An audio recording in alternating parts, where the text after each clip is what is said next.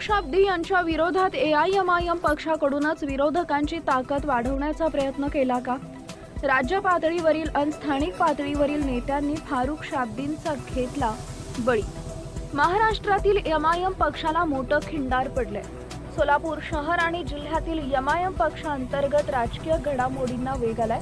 सोलापूर जिल्ह्याचे माजी वरिष्ठ नेते फारुख शाब्दी यांच्या विरोधात पक्षाकडून संघटनात्मक ताकद वाढवण्याचा प्रयत्न सुरू असल्याचे आरोप पुढे आले आहेत.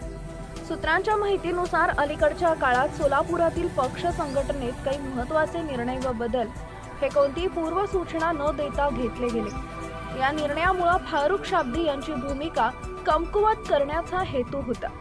फारुख शाब्दी यांच्या राजीनाम्यानं एमआयएम पक्षाला जबरदस्त हादरा बसलाय.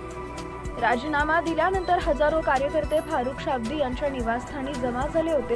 तर स्थानिक कार्यकर्त्यांचं म्हणणं आहे की जर पक्ष बळकट करणं हाच खरा उद्देश पक्षाचा असता तर सर्व ज्येष्ठ नेत्यांना विश्वासात घेऊन पारदर्शक पद्धतीनं निर्णय घेतले गेले असते.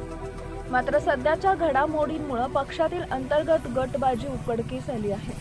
पक्ष अंतर्गत गटबाजीला कंटाळून फारुख शाब्दी यांनी तडकाफडकी राजीनामा दिलाय.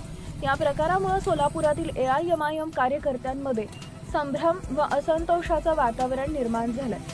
ऐन महानगरपालिका निवडणुकीत एमआयएम पक्षाला हादरा बसलाय.